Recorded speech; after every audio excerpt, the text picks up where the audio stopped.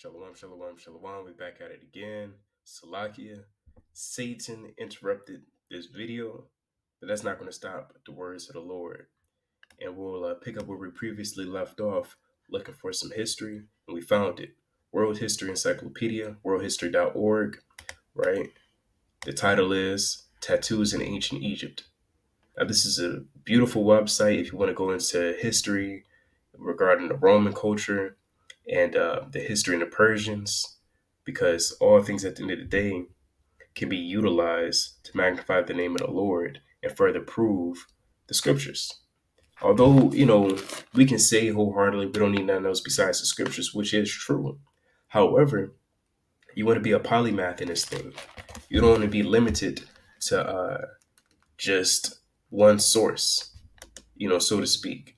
And I say that loosely because I don't want Jake to kind of say, okay, I got to go all these books. I don't mean it in that sense. I mean it in the sense of um, finding other information that filters through the scriptures, right? And there are other sources that actually help confirm the validity of the Bible. Therefore, it definitely helps going to different credible sources that express the truth in the Bible. I forgot what I was going to Google, but that's okay. Tattoos in Ancient Egypt, written by Joshua J. Mark, and this isn't by your damn Southern redneck in Missouri or your hillbilly in Alabama, right? He didn't write that. Those are low level Edomites. They don't know what the hell's going on. Right now, they're in a club in a nasty ass bar drinking a jug of beer with three X's on it and marrying a cousin, right? Their first cousin. So this is by a scholar. And these scholars, the Most High used them to further expand a word, to further expose the truth and not keep covered the lies. And the Lord can do that. The Lord used Cyrus. The Lord used a lot of men in the scriptures. And so, that being said, we're going to dive into this article. We're not going to read the entire thing, but for those who may love knowledge, history, and learning, definitely dive into this website, and you will find a lot of gems. However, you do still want to pick out the bones and chew the meat, because that doesn't mean everything will be credible. But at least here, through what I've read, you're going to find a lot of interesting points that actually touches back and proves with how the scriptures say you're not supposed to get tattoos. The word tattoo comes from the Polynesian ta, meaning to strike, which evolved into the Tahitian word tattoo, meaning to mark something, right? Similar to the other source, etymology online. And so, tattoos have come to be associated in the modern day with Polynesia. The art of tattooing goes back millennia, however, and was practiced in ancient Egypt at least as early as the Middle Kingdom, 2040, 1782 BCE. Now, for those who may not know, if you go into dates and history a lot, you will definitely find this word or this acronym. BCE stands for before the Common Era. In ancient cultures such as Greece and Rome, the tattoo was worn as a cultic symbol dedicating one to a certain god, as a brand symboling servitude, as a mark of certain type of profession such as prostitute, or to encourage fertility or afford protection.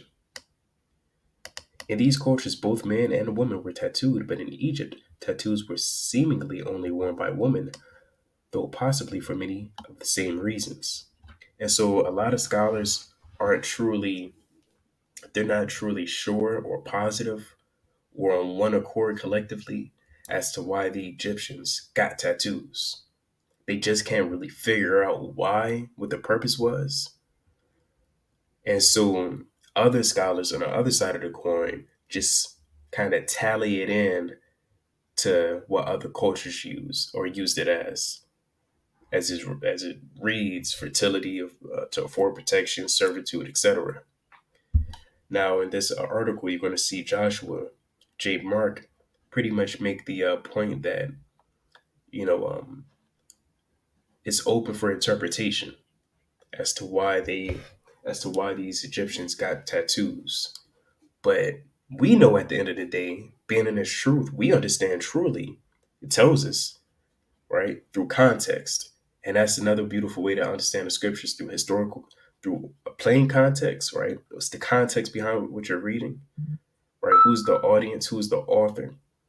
And a historical context. What's the history behind what's being written? And why is it said during this time period? And on another level, a spiritual context, because some things are double to that which is.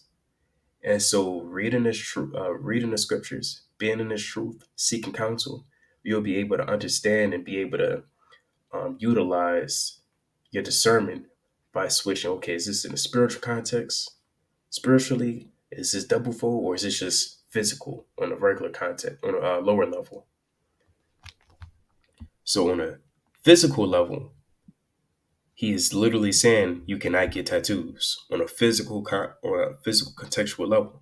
Now, in the historical background, right, through extrapolation, we can strongly agree and understand that the Egyptians got the tattoos because they because of the dead, as it says in Leviticus 18 and 1. It's like in 19 and 27. Because remember, you have history books such as the Josephus, Bible archaeology, the Atlas of Jerusalem, the historical backgrounds of etc., who's who in the Bible. You have these other historical books, and that's fine and dandy. But remember, at the end of the day, this Bible is a historical book. This is a historical book. You have to remember that. And so when you read Leviticus 19:27, I'll read verse 26. Ye shall not eat anything with the blood, neither shall ye use enchantments, nor observe times. Ye shall not round the corners of your heads, neither shalt thou mar the corners of thy beard. That's going into shaving your head and marring your beard. We'll touch on that in the next lesson. But nevertheless, ye shall not make any cuttings in your flesh for the dead, nor print any marks upon you. I am the Lord. That's plain upon tables, right? And so he said specifically, ye shall not what? Ye shall not make any cuttings of your flesh for the dead. So they may have cut themselves literally for the dead for whatever reason. But maybe they were sorrowful, mourning, and they just cut themselves. Right? That was a tradition amongst the heathen, specifically the Egyptians. Because again, on a contextual historical context level, right, you have to remember coming out of Egypt, the Lord is telling them not to do a lot of things in general, but also some things that was specifically done in Egypt. And even if it was specifically done in Egypt, it still applies unto this very day. You can't just say, well, that was back then. That was historic. That's just history. Right now is different. But we dismantled that already in the beginning in the other video. And so, yeah, that's plain. I want to get back to this article though. Let's jump down. I want to get to the tools. See that?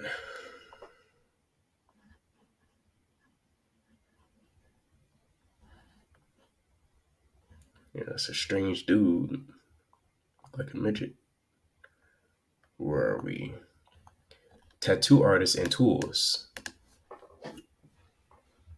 The Abydos kit consists of sharp metal points with a wooden handle, while the Gurub kit needles were bronze. Based upon the tattoos of the mummies, the tattoo artists used dark pigment of dye, most likely black, blue, or green with little variation.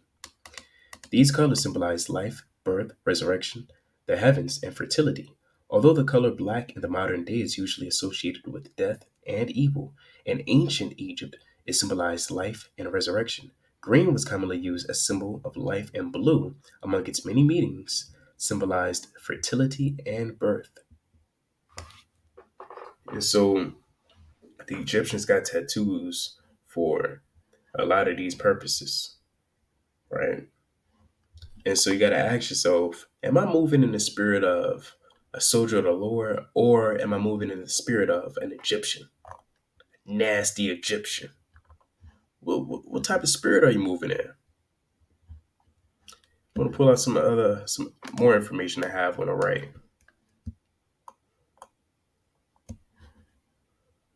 Right, I'm gonna read this because I had to do the video over again. I can't remember if I brought this top information out. So it says an eyed needle is used with a piece of twine or sinew blackened with soot. The needle is pulled through the skin in short, deep stitches. In contrast, the puncture method uses a sharp, pointed instrument such as a pin or needle to break the skin. Pigment may be applied to the tip of the needle or may be rubbed into the broken skin after being pricked. So it's a weird thing to do. Because last time I checked, when you read Mark, the fifth chapter, bug outs, they cut themselves. Emo people, they slice and dice themselves. They treat their arm like a cutting board. Just cutting and cutting and cutting. That's what perverts do. That's what weirdos do. Right? You can't call yourself holy and set apart and participate in the traditions of this world. The only women were tattooed in ancient Egypt and Nubia. Originally, only C group women were tattooed, but by the Meroitic period, both men and women were tattooed and scarified, and they got scars too. That's making marks upon your body. For all you so-called black people that say you're African, go get marks then, since you African. Since you a Hamite, go get some marks. See, Jake always went and had a nasty ass Nefertiti mask and I don't know, some pyramids, but you never want to get tattooed. You never want to get marks. Why not? If you're gonna be full blown out African, if that's what you claim, and get some marks. Go get some marks. You know, I say that facetiously because Jake don't know what they believe. Jake has no idea. They're just following a wave, following a funk. According to the bit to let me damn Salakia. According bring this out right here. According to the biblical table of nations, right, which is found in Genesis 10th chapter, the Nubians, Cushites, are descendants of the Ham, the son of Noah, and according to the system of linguistic classification, which is increasingly less used by modern historians, the modern Nubian language is classified to be within the Afro-Asiatic languages of North Africa. And all that jargon, right, these false, weird terms are coined by none other than so called white man. Even Blumenbach, right, a German anthropologist who coined the term Caucasoid, Asian, African, and I believe Indian. And he classified the East Indians and the Native Indians, if I'm not mistaken, as under the same branch. He definitely classified the Africans with the so-called black man, which is the Jew. He classified the Asians, saying that Asians and the Japanese are the same. He was just a bug out. He's a bug out, right? And that's prideful for you to name a nation. Always trying to be like the Most High. He's trying to name the nation. Always trying to be like the Lord. And so, yeah, that needle pierces and breaks the epidermis and the dermis and it touches down through the dermis. Yeah, that's sick. You got to be a weirdo to do that. And so, you got to make your body a living sacrifice, right? And going saying, I went through this pain, I went through the pain to get the tattoo. That's not making your body a living sacrifice. Well, it is on the left hand side. If you want to serve Satan and make your body a living sacrifice, you can get drunk. You can say, well, I built up my tolerance to get drunk, not to get drunk. You can say I got tattoos. You can say I can smoke without coughing. If you want to make your body a living sacrifice for Satan, you can do that. But I mean, we're going to serve the Lord. Like Joshua said, as for me and my people, we're going to serve the Heavenly Father. So it says in Romans 12 and 1, I beseech you therefore, brethren, by the mercies of Yahweh Shemel Shai, that ye present your bodies a living sacrifice, wholly acceptable unto God, which is your reasonable service. And even Second Peter 1 and 3, according as divine power hath given unto us all things that pertain unto life and godliness, through the knowledge of him that called us.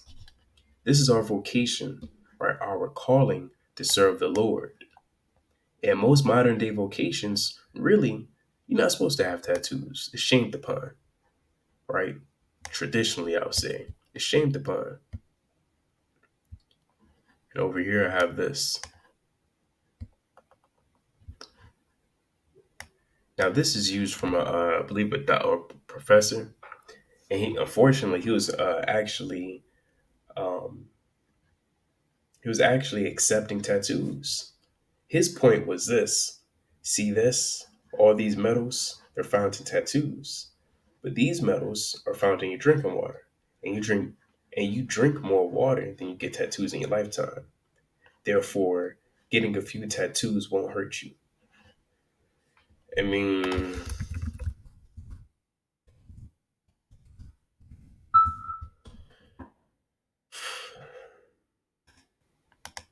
that's hard for me to believe. It's from the Mayo Clinic. I don't want to hear what that professor has to say. I'll listen to the first. I'll listen to the Lord, and then I may occasionally listen to the physician, because you got to know the risk. Allergic reaction, tattoo dyes, especially red, green, yellow, and blue dyes, can cause allergic skin reactions such as itchy rash at the tattoo site. This can occur even years after you get the tattoo. So the Lord said it's okay for this to happen. The Lord wants you to go through that pain on purpose. Skin infections, other skin problems. Sometimes an area of inflammation called a granuloma can form around the tattoo. Tattooing can lead to keloids. Ooh. Now, keloids, they're not the prettiest thing in the world.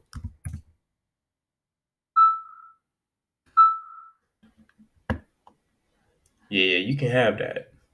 I don't want one. You can have that. You can have your keloids. You sheesh. Raised areas caused by an overgrowth of scar tissue, blood-borne diseases. If the equipment used to create your tattoo is contaminated with infected blood, you can contact various blood-borne diseases such including whatever that word is, staphylococcus, hepatitis B, and hepatitis C.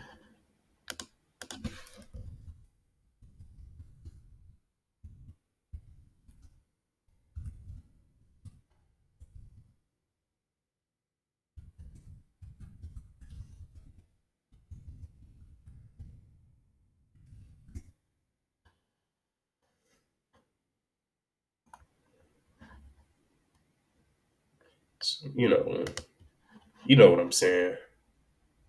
Oh, that's bad. Hey, you gotta remember, some tattoo artists, they may not give a damn. They just in it for the money. They probably never clean their products and their tools. You can ask them if they cleaned it. They can say yeah, but how are you gonna know if they cleaned it? How are you gonna know it's a clean? How can you tell? You know, Jake don't look for the Jake. First of all, you can't read. Well, Jake don't want to read. So what makes you think Jake's gonna go through? Okay, are they wearing gloves? Does he have proper instruments? Jake, you're not even diligent when it comes to sinning. It's folly. Yeah, these tattoos, they suck. Paying hundreds of dollars to get an image that just looks bad. Not that if it looks good, it's acceptable, but damn, Jake.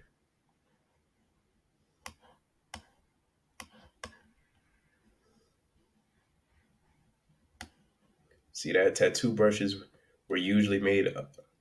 It's like a tattoo brushes were usually made of 3, 7, or 9 needles.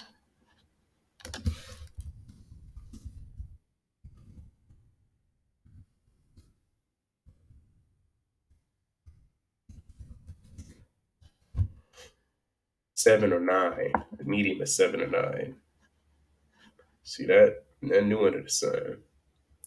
As the Egyptians placed special importance on those numbers, the tattoo brushings were dipped in charcoal, soot, or indigo powder and used to puncture the skin multiple times in order to create the desired tattoo.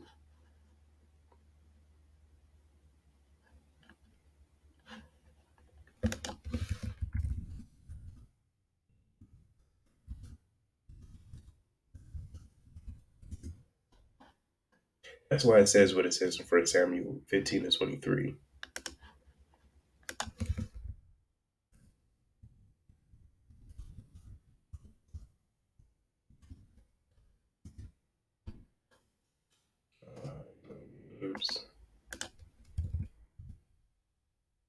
For rebellion is as the sin of witchcraft, and the stubbornness is the iniquity and idolatry. Because thou hast rejected the word of the Lord, he have also rejected thee from being a king. See that? So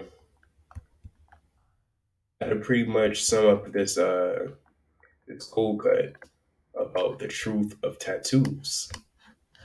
You know, Albert Ratazai Israel's been edified through the spirit and power of Yahweh Shemel Washai. And you have to remember to defend his word. And if you love the Lord, you got to do what he say. You know, that's Proverbs 4 and 1. Pull that out.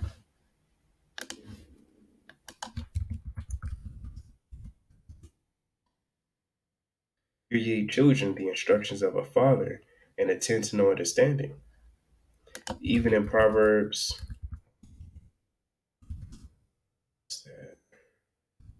20, 12. The hearing ear and the seeing eye, the Lord hath made even them both. So, and then what this means is the Lord made your ear and your eye for a purpose. He didn't make your ear so you can be an eavesdropper and peek your ear in the door of another household. He didn't make your eyes so you can look at filth. He made your ears so you can hear the law, hear the words of the Lord, Yahweh Shemel Shai. He made your eyes so you can become a witness to right, become a witness, right, when it comes to keeping the commandments. He made your eyes so you can read the word. All right, that's why he gave you these parts, right? Therefore, it should be used for its intended purposes. It should be used for holy things, not for wicked things. So how much more your arm, your other arm, your mouth, your nose, your head, your legs, your feet? Everything has its purpose. But to destroy that part of your body, to maim, disfigure, scar, mutilate, I mean, to do that, you're not following after the Lord. And you will end up damaging your arm or your body part for what? Because you thought it looked cool because you want to do what you want to do. So with that, I'm a bit as well. Shalom.